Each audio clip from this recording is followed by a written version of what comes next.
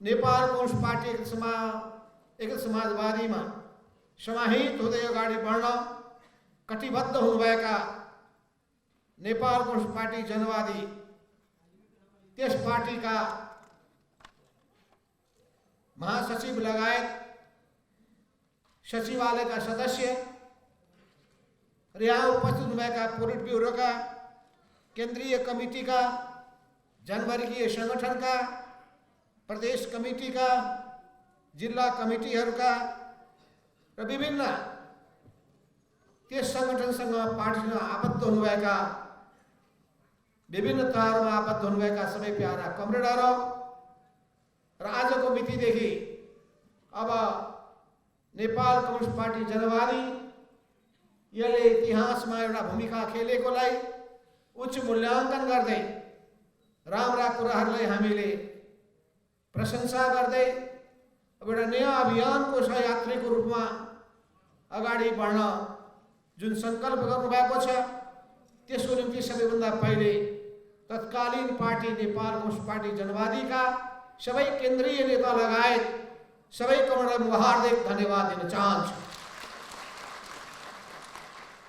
तपाईहरुले पार्टीको एकीकरण मात्रै गर्नुभएको छैन, आजको यस कार्यक्रममा साङ्गीतिक एउटा माहौल पनि तपाईहरुले तयार गर्नुभएको छ। मैले सोचेको थिइनँ साङ्गीतिक माहौल, हाम्रा बहिनीहरूका नृत्यहरू हामीले सुन्यौं, अन्तर्राष्ट्रिय गायनको पनि नयाँ हामीले लवज हामीले सुन्यौं। मैले अहिलेसम्म अन्तर्राष्ट्रिय गीत गायनमा एकदम लाल सलामको अभिवादन गर्दै गरेका थिएन। कतिपय पार्टीहरूमा त्यो चलन छ, हामीले त्यो चलन बसालेका छैन। कतिपय पार्टीमा चलन के छ भन्दाखेरि ठ्याक्क हात देब्रे छातीतर्फ राखेर अनि गायन गाउने, राष्ट्रिय गान होस् या हामीले त्यो अहिले पनि तरिका अपनाइसकेका अपनाएका छैन। तर यसका बावजुद पनि यसले हामीलाई तरङ्गित गर्दछ, भावनालाई उत्प्रेरित गर्दछ, क्रान्तिकारी भावनालाई बढाउँदछ, मनलाई उद्वेलित गर्दछ, विचार के हो भन्ने कुरामा ध्यान आकर्षित गर्दछ। यो गीतको उद्देश्य के हो, गीतले कहाँ हामीलाई पुर्याउन खोजिरहेको छ, त्यो अन्तर्राष्ट्रिय गायनका सार तत्व के हो, भावना के हुन्, यसले हामीलाई तरङ्गित गर्दछ।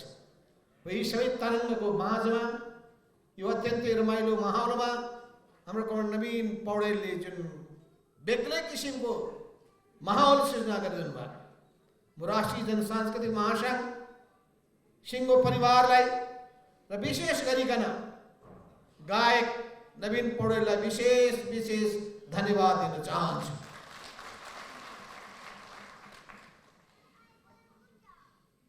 सङ्गीतले राजनीतिको यात्रालाई पनि सहज बनाउँछ, सङ्गीतले सङ्गठन निर्माण गर्ने कामलाई पनि धेरै सहयोग पुर्याउँछ।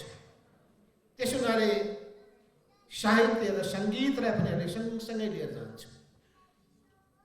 जसरी हामी प्रचार कार्यलाई महत्त्व दिन्छौँ, जसरी हामी आफ्नो सम्बोधनमा महत्त्व दिन्छौँ, जसरी हामी अतिरिक्त क्रियाकलापलाई महत्त्व दिन्छौँ, जसरी हामी जनतासितको सम्बन्धलाई घनीभूत बनाउने कुरालाई महत्त्व दिन्छौँ, यी सबै कुराहरूको मूल जोड भनेको सङ्गठनको निर्माण गर्ने कुरामा हुन्छ। सङ्गठन भयो भने त्यसले ताकत पैदा गर्दछ, सङ्गठन भएन भने तपाईँ एक्लै हुनु पुग्नुहुन्छ। एक्लै भएको कुनै ताकत हुँदैन।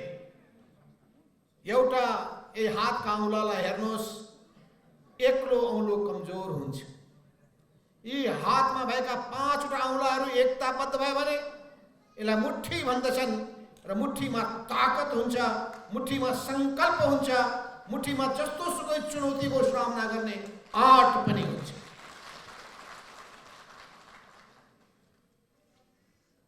तपाईले कार्ल मार्क्सको उद्घोष सुन्नुभएको होला। उहाँले त्यही बेलामा उद्घोषित गर्नुभएको थियो 1848 में सर्वहारा वर्ग विश्वभरिका सर्वहाराहरू एक हो, एकताबद्ध हो। र उहाँले भन्नुभएको थियो कि हामीले जुन क्रान्ति सुरु गर्न गइरहेका छौँ, जुन अभियान सुरु गर्न गइरहेका छौँ, त्यसले विश्वभरिका शोषकहरूको मुटु थरथर थरथर कमाउनेछ। शोषकहरू, जाली झेलीहरू,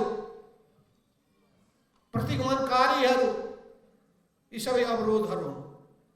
यो अवरोधका सृजनकारहरू हुन्। यी जम्मै अवरोधलाई पन्छाउँदै हामी अगाडि बढ्छौँ, किनभने हामी समाजको परिवर्तन चाहन्छौँ। समाजमा परिवर्तन तब सम्भव छ जब मान्छेको विचारमा तपाईँ परिवर्तन ल्याउनुहुन्छ। मान्छेको विचारमा र चेतनामा जबसम्म परिवर्तन ल्याउनुहुन्न, समाजमा परिवर्तन सम्भव छैन। त मान्छेको विचारमा र चेतनामा परिवर्तन ल्याउनका लागि तपाईले सबै माध्यमहरू प्रयोग गर्नुपर्दछ। प्रचारात्मक माध्यमहरू प्रयोग गर्नुपर्छ, प्रशिक्षणको माध्यम प्रयोग गर्नुपर्छ, अनि जनताको बीचमा पुग्ने सबै तौर तरिकाहरू अपनाउनु पर्दछ। यस अर्थमा हाम्रो क्रियाकलापलाई अझै व्यवस्थित गर्दै अगाडि बढ्नुपर्नेछ। म पनि सम्झिरहेको छु 2032 साल, 32 सालभन्दा पहिले सम्झिरहेको छु 31 साल, जतिखेर हामीले विचारको एउटा आधार प्रस्तुत गरेका थियौँ, त्यसलाई हामीले देशव्यापी रूपमा पुर्याएका थियौँ। त्यसैको जगमा, त्यो विचारको जगमा 32 सालमा कोर्डिनेसन केन्द्र बनाएका थियौँ। मान्छे पाउन गाह्रो थियो, मान्छे पाउन गाह्रो थियो। जम्मा जम्मी हामीले 8 जना नेता पाएका थियौँ। ती 8 जना नेता मध्ये पनि पछि गएर 4 जना त हराए, 4 जना रहे। यी 4 जना मध्ये पनि अहिले मात्र 3 जना मात्रै छौँ हामी, म, कर्ण झलनाथ खनाल र कर्ण मुकुन्द नेउपाने। तर पनि हामीले 8 गर्यौँ।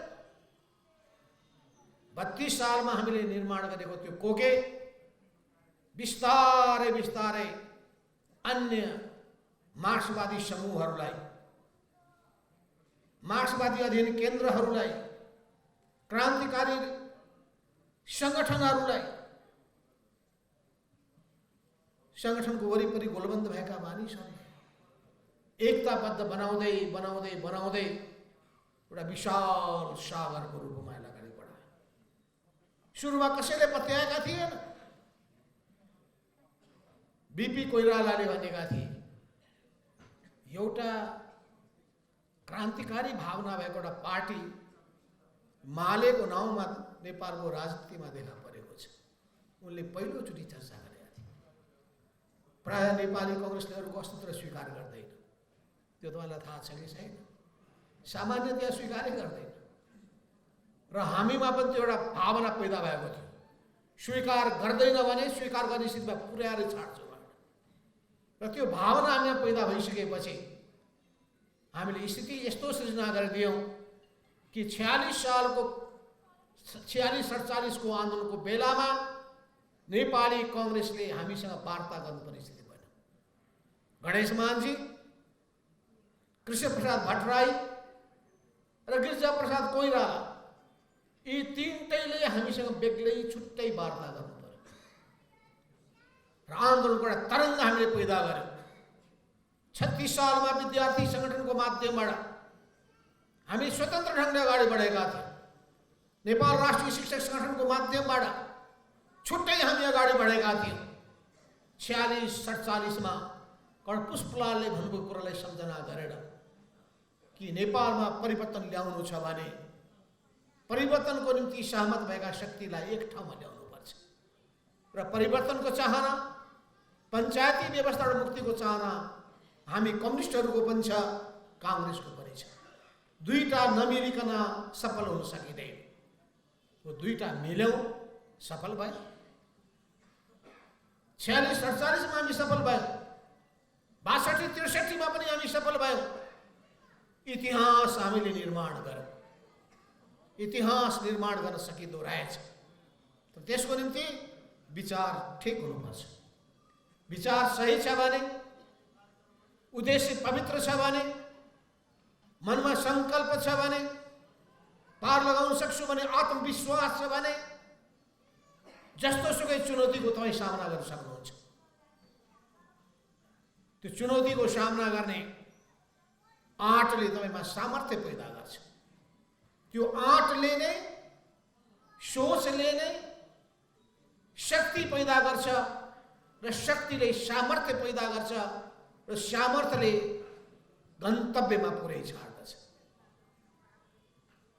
त्यसो हुनाले हामी विश्व कम्युनिस्ट आन्दोलनको इतिहासलाई सरसर्ती हेर्दछौँ।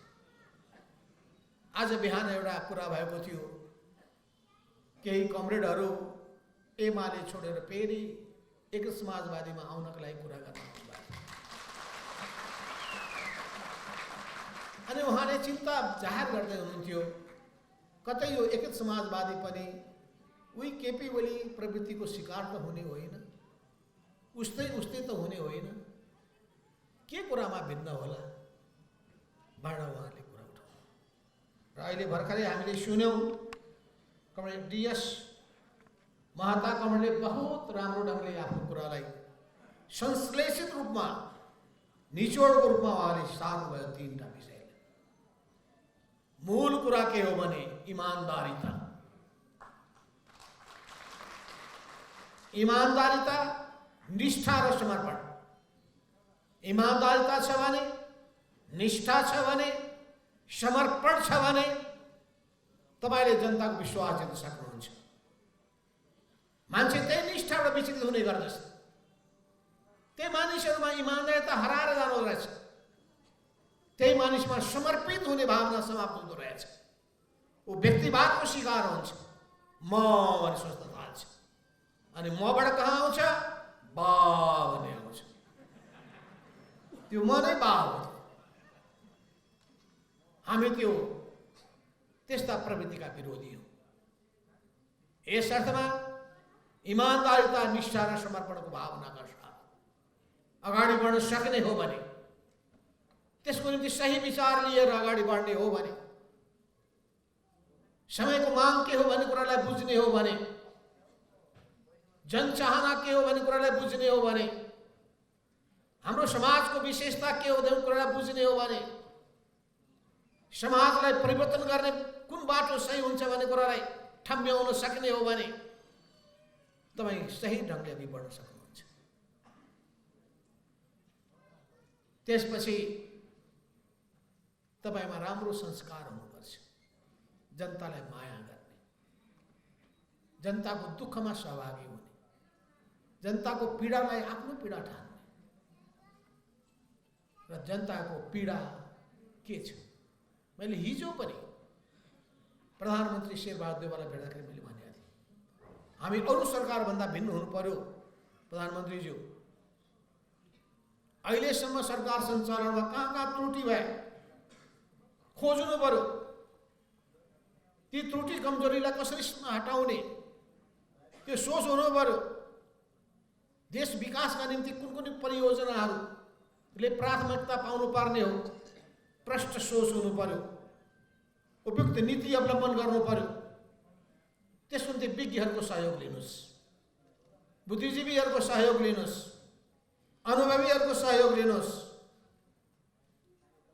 भन्दाखेरि उहाँले भन्नुभयो, होइन तपाईँ नै अगाडि सर्नुहोस् न भन्नुभयो।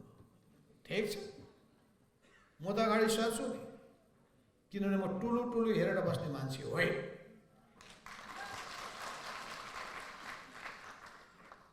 समस्या छन् भने भाग्ने पनि होइन, आवश्यक पनि। समस्याको समाधान गर्दाखेरि धेरै विचार पुर्याउनु पर्ने आवश्यकता पर्छ। अहिले हाम्रो समाजलाई परिवर्तन गर्नु छ, समाजवादको दिशामा लानुपर्ने छ।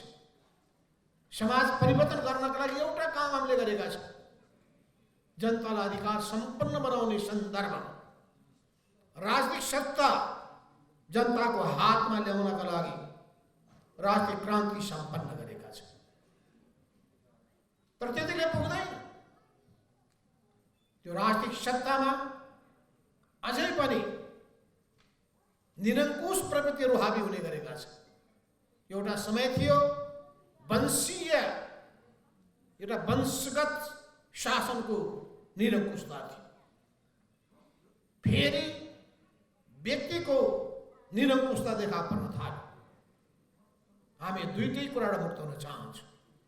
वंशको शासनको निरङ्कुशता राजतन्त्रको अन्त्यसँगै हामीले समाप्त पारेका छौँ।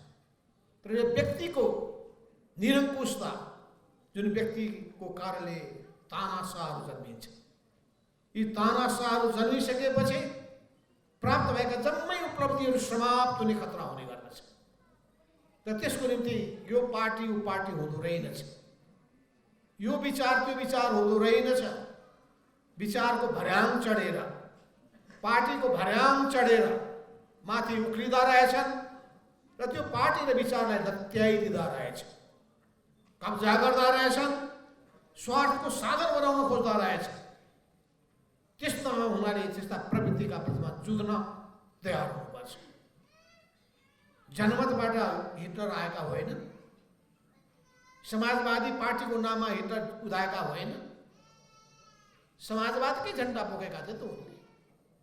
तर यो संसारको सबभन्दा क्रूर तानाशाहको रूपमा देखा परे। उनको पतन भयो। अरू त के हो, अरूको त के हैसियत छ? आँट गर्नुपर्छ। हामीले आँट गर्यौँ र हामीले आँट गरेर कम्युनिस्ट आन्दोलनमा विद्रोह गरेको राको बाल्यौँ। हामीले त्यही पार्टी निर्माण गरेका थियौँ, नेकपा एमाले। 35 सालमा बाले, 47 सालमा एमाले, र त्यही एमाले पार्टी जब केपी ओलीले कब्जा गरिसकेपछि त्यसबाट विद्रोह गरेर, विद्रोही धारलाई अगाडि बढाएर एउटा नयाँ कम्युनिस्ट पार्टीलाई हामीले उभ्याउनु पर्ने भयो।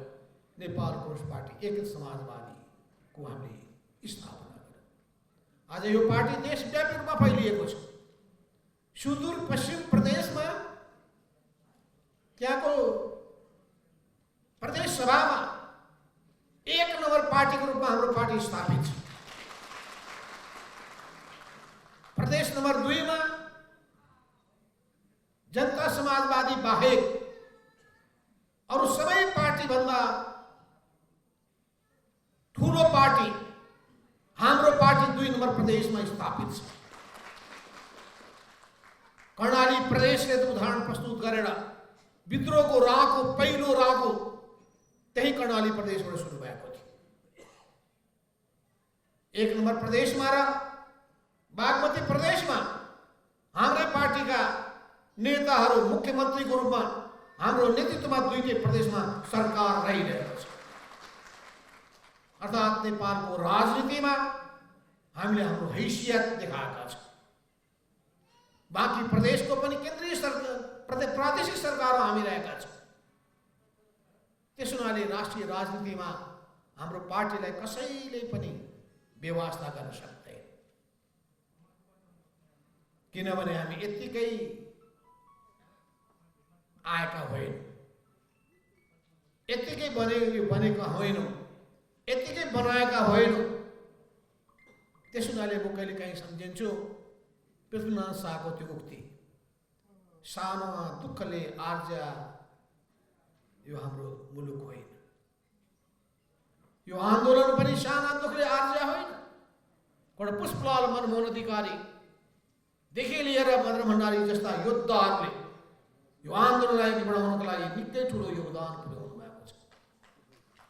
उहाँहरूको उत्तराधिकारीको रूपमा हामीले आफूलाई योग्य र सक्षम साबित गर्नुपर्दछ र यसको निम्ति अब जिम्मेवारी युवा पुस्ताले बोक्नुपर्छ, युवा जमात अगाडि बढ्नुपर्छ। युवाहरूले आफूलाई युवा भएर मात्र पुग्दैन, योग्य र सक्षम देखाउन सक्नुपर्छ, असल बानी बेहोराले युक्त हुन सक्नुपर्छ, गुण राम्रो हुनु पर्यो, क्षमता बढाउनु पर्यो, सक्रियता बढाउनु पर्यो र सबैको विश्वास जित्न सक्नु पर्यो। तपाईमा सृजनात्मकता हुनु पर्यो र कसरी विभिन्न क्षेत्रका जिम्मेवारीहरू कुशलताका साथ पूरा गर्न सकिन्छ त्यसको निम्ति अनुभव हासिल गर्नु पर्यो, सिक्न तयार हुनु पर्यो, अहंकारबाट मुक्त हुनु पर्यो। अहंकारबाट मुक्त हुनु भएन भने, विकृतिबाट मुक्त हुनु भएन भने, विसङ्गतिबाट मुक्त हुनु भएन भने, भ्रष्ट प्रवृत्तिबाट मुक्त हुनु भएन भने अगाडि बढ्न सक्नुहुन्न। त्यसमाले केही निश्चित गुणहरू हुन्छ, ती गुणहरूलाई ग्रहण गर्न सक्नुपर्छ, सङ्कल्प गर्नुपर्छ। म फोहोरको खाडलमा जाकिन्न, म नराम्रो सङ्गतमा पर्दैन। सङ्कल्प त आफूले गर्नु। त्यो तपाईँले सङ्कल्प गर्नुभयो भने, शपथ लिनुभयो भने सकिन्छ, नसकिने कुरा केही पनि छैन। त्यसैले सिङ्गो देशलाई डोर्याउनु छ हामीले, समाजलाई डोर्याउनु छ हामीले, र समाजलाई डोर्याउनका लागि हामीले सही विचार लिनुपर्छ। अहिले हामी समाजवादको यात्रामा अगाडि बढ्न चाहिरहेका छौँ। नेपाली विशेषताको समाजवाद के हुनेछ,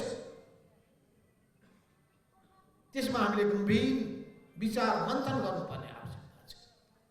विडम्बना के छ अझै पनि? अहिले हाम्रो देशको विडम्बना कस्तो छ भने, अस्ति मात्रै मैले एउटा तथ्याङ्क पढेको थिएँ, मैले हेरेका थिएँ। तथ्याङ्क कस्तो छ भने, नेपालमा तरकारीको बारेमा मैले पढेँ। हेर्नुहोस्, दैनिक 6 करोड रुपियाँको तरकारी नेपालमा आयात हुँदो रहेछ। दैनिक 6 करोड रुपियाँको तरकारी नेपालमा आयात हुँदो रहेछ र साउनदेखि मङ्सिरसम्ममा 8 अरब 59 करोड रुपियाँको तरकारी आयात भएको छ। भन्नुहोस् त, यत्रो ठुलो आम्दानी नेपाली किसानले प्राप्त गर्न सक्दैन थिए? त्यो पैसा नेपालमा हुने थिएन? किसानहरूको घर घरमा परिवारको आम्दानी बढाउन सक्ने थिएन? परिवारलाई चाहिँ राम्रो ढङ्गले सञ्चालन गर्नलाई चाहिँ सहयोग पुर्याउने थिएन? तर हाम्रो ध्यान गइरहेको छैन। यो त एउटा कुरा मात्रै भने, तरकारी फलफुलदेखि लिएर अनेक चिजहरूसँग अहिले पनि हामी जुन हाम्रै देशमा उत्पादन गर्न सक्छौँ भनेपछि कहाँ हामी चुकिरहेका छौँ? के चिजमा हामी चुकिरहेका छौँ? यी सबै कुराको बारेमा गम्भीर रूपमा हामीले चिन्तन गर्नुपर्ने आवश्यकता छ। अस्ति हाम्रो अखिल नेपाल किसान महासङ्घले युवा किसान उद्यमीहरूलाई सम्मान गर्ने काम गर्यो। बहुत राम्रो, त्यस्ता युवाहरू देखा पर्न थालेका छन्। उद्यमी युवाहरू, चाहे महको पालन गरेर होस्, चाहे माछा पालन गरेर होस्, तरकारी खेती गरेर होस्, या फलफुल खेती गरेर होस्, या अनेक उत्पादनको कामहरूमा, मासुको उत्पादनमा होस्, युवाहरू उद्यमीहरू देखा पर्न थालेका छन्। यसलाई राज्यले प्रोत्साहन दिनुपर्दछ, राज्यको नीतिमा सुधार गर्नुपर्ने आवश्यकता छ, उद्यमशीलताको विकास गर्नुपर्ने छ। यो उद्यमशीलताको विकास नगरेको हुनाले अनि उत्पादन क्षमता नबढाएको हुनाले मानिसहरूमा आत्मविश्वास बढ्न सकेको छैन। दलाल पुँजीको दबदबा बढिरहेको छ। मेहनत नगरिकन पैसा कमाउने प्रवृत्तिहरू हुर्किरहेका छन्। रातारात अरबपति बन्ने चाहना जागिरहेको छ। अरूलाई लुटेर कमाउने प्रवृत्ति हुर्किरहेको छ। कि अरूलाई लुट्ने कि देशलाई लुट्ने? देशलाई लुट्ने, जनतालाई लुट्ने, दुईटैलाई लुट्ने, जहाँ सकिन्छ त्यही लुट्ने। यो प्रवृत्तिलाई समाप्त पार्नुपर्छ। त्यसका निम्ति हाम्रो शासन सञ्चालनका तरिकामा सुधार गर्नुपर्ने, सुशासनको प्रत्याभूति दिनुपर्ने र कसरी तिनीहरूमा नियन्त्रण गर्न सकिन्छ तदनुरूपको संरचनाहरू तयार गर्नुपर्ने। हामीले सङ्घीयता त भन, अझ विकेन्द्रीकरणबाट अगाडि बढेर हामीले अधिकारको प्रत्यायोजन गर्यो। अधिकार तल दिएका छौँ। पालिकामा अर्बौं रुपियाँको करोडौं रुपियाँको बजेट गएको छ। त्यसको सदुपयोग भएको छ कि छैन? त्यसको कुनै अनुगमन गर्ने काम हामीले गर्न सकिरहेका छौँ? पार्टीले पनि गरेको छैन, सरकारले पनि गरिरहेको छैन। पार्टीमा पनि अब हामीले आफ्नो कार्यकर्ताले कस्तो काम गरिरहेका छन् त्यसको अनुगमन गर्नुपर्छ। सरकारले पनि, केन्द्रीय सरकारले, प्रादेशिक सरकारले स्थानीय सरकारको कामको अनुगमन गर्नुपर्छ। पालिकामा रहेका प्रमुखहरूले कसरी काम गरिरहेका छन्, वडाध्यक्ष र वडा सदस्यले कसरी काम गरिरहेका छन्, बजेटको सदुपयोग दुरुपयोग के गरिरहेका छन्, उनीहरूको योजनामा कहीँ त्रुटि छ कि, सामग्रिक योजना बनाउन सकेका छन् कि छैन, यो जम्मै कुरामा ध्यान पुर्याउनु पर्ने आवश्यकता पर्छ।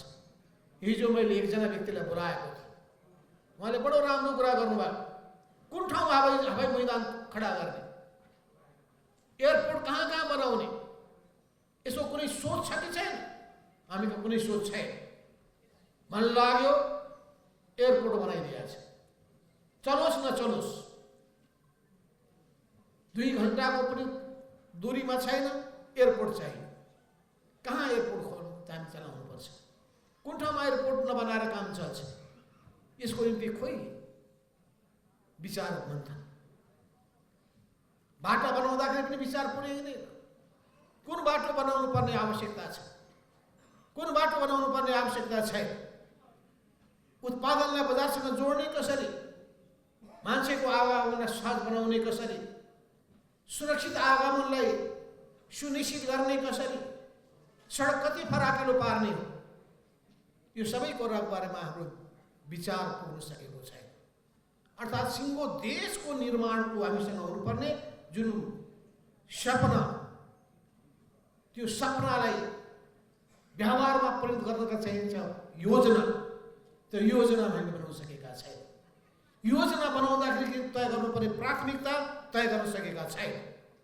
त्यसको निम्ति कस्ट बेनिफिट, लगानी र प्रतिफल, त्यसको हामी मूल्याङ्कन गर्न सकिरहेका छैन र हाम्रा रकमहरू, अधिकांश रकमहरू दुरुपयोग भइरहेका छन्। अधिकांश रकमहरू भ्रष्टाचारमा समाप्त भइरहेका छन्। त्यसो हुनाले जम्मै कुरामा हामीले नयाँ चिन्तनका साथ अगाडि बढ्नुपर्छ। यसमा हामीले जोड दिइरहेको यी कुराको विकासको अलावा ती विपन्न जनताहरू, गरिबी, अभाव र बेरोजगारीमा पिल्सिएका जनताहरू, अन्य अत्याचार र विभेदको शिकार भएका जनताहरू, सधैँभरि पीडा र व्यथामा पिल्सिएका जनताहरू, तिनीहरूको माझमा हामीले पुग्न सक्नुपर्छ। राज्य पुग्नुपर्छ, हामी पुग्नुपर्छ, पार्टीहरू पुग्नुपर्छ। राज्यमा छौँ, त्यसको सदुपयोग गरेर उनीहरूको समस्यालाई सम्बोधन गर्नुपर्छ। सरकारमा हाम्रो पहुँच कमजोर छ भने आवाज बुलन्द गरेर गर्नुपर्छ। सत्तामा हुने बित्तिकै हामीले जनताको आवाज बुलन्द गर्न नपाउने भन्ने कुरा हुँदैन। ध्वंसात्मक रणले पो नजाने। हिजो मेरो कुरा भएको थियो नेकपा विप्लव संघका केही नेताहरूसँग। मैले भने तपाईँहरूको विचार र चिन्तनमा परिवर्तनको खाँचो छ। तपाईँलाई लागिरहेको छ कि एक ढङ्गले चल्दाखेरि फाइदा हुन्छ, नेपालमा क्रान्ति अगाडि बढ्छ। मैले संसारका धेरै पार्टीहरूसँग व्यवहार गरेका छु, चाहे त्यो ल्याटिन अमेरिका होस् या अफ्रिका, युरोप होस् या ओसिएनिया, कम्युनिस्ट पार्टी होस् या सेन्ट्रिस्ट पार्टीहरू, सोशलिस्ट पार्टी होस् या लिबरल पार्टीहरू। मुख्य कुरा के हो भने राम्रा काम जसले पनि गर्छ भने त्यो राम्रो कामलाई हामीले ग्रहण गर्नुपर्छ। कम्युनिस्ट पार्टीको नाममा नराम्रो काम छ भने त्यसलाई हामीले अस्वीकार गर्नुपर्छ, राम्रा कुरालाई ग्रहण गर्नु। तर सबैभन्दा सही ढङ्गले जान सक्ने भनेको कम्युनिस्टहरू नै हो। कम्युनिस्टहरूमा, समाजवादीहरूमा र पुँजीवादीमा रहेको मूल भिन्नता के हो भने समाजवादीहरूको निम्ति जनता केन्द्रबिन्दुमा हुन्छ, पुँजीवादीहरूको निम्ति मुनाफा केन्द्रबिन्दुमा हुन्छ। यो मूल अन्तर छ दुईटा। हामी जनता र जनतालाई मात्रै केन्द्रबिन्दुमा राख्छौँ। पुँजीवादीहरू मुनाफा र पैसालाई मात्रै केन्द्रबिन्दुमा राख्छन्। हामी मुनाफा र पैसा होइन, मुनाफा र पैसाको निम्ति जनताको ज्यान लिन तयार हुन्छ। अस्पताल सञ्चालन गर्ने कुरामा होस् या अरू जुनसुकै काम गर्ने कुरामा होस्, उनीहरूले जनताको ज्यान प्यारो हुँदैन। हाम्रो निम्ति जनताको ज्यान प्यारो हुन्छ। त्यसो गरी मान्छेले कम्युनिस्ट पार्टीलाई मन पराएन र हामी कम्युनिस्ट पार्टी जो मार्क्सवाद लेनिनवादबाट निर्देशित तर सँगसँगै प्रतिस्पर्धाको राजनीतिबाट अगाडि बढ्न चाहन्छौँ। विचारमा श्रेष्ठता, काममा श्रेष्ठता, नीतिमा श्रेष्ठता, व्यवहारमा श्रेष्ठता, आचरणमा श्रेष्ठता, जम्मै ठाउँको प्रतिस्पर्धामा श्रेष्ठ साबित भएर हामी जनताको मन र विश्वास जित्न चाहन्छौँ। त्यसो हुनाले आजको यो दिनमा म भन्न चाहन्छु, कसरी देशको रूपान्तरण गर्ने हो, निर्माण गर्ने हो, यसको निम्ति हामीले सामाजिक क्षेत्रमा, आर्थिक क्षेत्रमा तर सांस्कृतिक क्षेत्रमा रूपान्तरण गर्नुपर्ने आवश्यकता छ। यी तीनटै क्षेत्रमा रूपान्तरणको निम्ति हाम्रा सोच, हाम्रा धारणाहरू यसलाई मूर्त रूपमा अगाडि सार्नुपर्छ र जनतामा चेतना र जाडो पैदा गर्नका लागि हामीले के अभियान सुरु गर्नुपर्छ। जनचेतना अभियान, जनचेतना, जनजागरण अभियान। यसले गर्दाखेरि जनतामाथि हुने गरेको, महिलामाथि हुने गरेको हिंसा, अस्ति मैले एउटा रिपोर्ट पढेको थिएँ भक्तपुरमा। भक्तपुर जिल्लामा महिलाहरू हिंसाको शिकार भएर मारिएका छन्, बाल विवाहले बेहाल भएका छन्, बहुविवाहको मारमा परेका छन्, लोग्नेको यातनामा, परिवारको यातनामा उनीहरू बहुलाएका छन्, मानसिक रूपमा, शारीरिक रूपमा। यो भइरहेको छ र हामी वास्ता गरिरहेका छौँ। त्यसैले हाम्रो पार्टी जनताको बिचमा पुग्नेछ, जनताको पीर मार्कालाई सम्बोधन गर्नेछ, अत्याचारीका विरुद्धमा आवाज बुलन्द गर्नेछ, तिनीलाई दण्डित गर्नको लागि अगाडि बढ्नेछ। शासन सत्तामा पुगिसकेपछि त्यसको शासन सत्ताको सदुपयोग गर्दै समाजको परिवर्तन गर्नका लागि, देशको विकास गर्नका लागि, जनताको हित र कल्याण गर्नका लागि, जनतालाई सुखी बनाउनका लागि, समाजलाई समृद्ध बनाउनका लागि पर्नेछ। हो यही उद्देश्यका साथ हामीले यो अभियान सुरु गरेका छौँ। यो अभियानले नयाँपन दिनुपर्दछ, यो आकर्षणको केन्द्र बन्नुपर्दछ।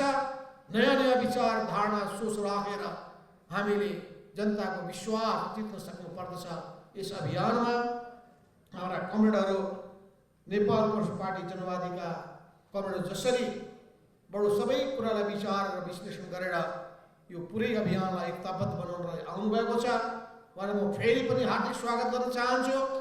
तर सबै साथीहरू, जति पनि तत्कालीन केन्द्रीय कमिटीमा बसेकाहरू, प्रदेश कमिटीमा बसेकाहरू, जिल्ला कमिटीमा बसेकाहरू, जनवर्गीय सङ्गठनमा रहेकाहरू, जति सङ्गठित छन् ती 100,000औंको सङ्ख्यामा सङ्गठित भएको यहाँ नाम लिस्ट आएको छ। यहाँ मसँग कागजमा त्यो सबै लिस्ट आएको छ। प्रत्येक जिल्लामा कति सङ्गठित छन्, प्रत्येक प्रदेशमा कति सङ्गठित छन्, प्रत्येक जनवर्गीय सङ्गठनमा कति सङ्गठित छन्। ती सबै सङ्गठित भएका व्यक्तिहरूलाई कोही पनि सङ्गठनमा आबद्ध हुन नछुटाउनु, ध्यान दिनु। आफ्नो आफ्नो योग्यता, क्षमता, कामको आधारमा, काम छैन भने, योग्यता छैन भने त्यही आधारमा चाहिँ आफूलाई जहाँ योग्यता पुग्छ त्यही बस्नुपर्छ। किनभने चाहना र आकाङ्क्षा ठुलो गरेर हुँदैन, दायित्व पुरा गर्न सक्नुपर्छ, खुबी र क्षमता हासिल गर्नुपर्छ, अनुभव पनि बटुल्नुपर्छ। यी तीनटै कुरा चाहिन्छ। अनुभव भएन, एकैचोटि म गर्न सक्छु भन्ने ठानेर पत्य हुँदैन। काम गर्नुभयो भने काम र व्यवहारको आधारमा नपत्याएर उपाय पनि छ।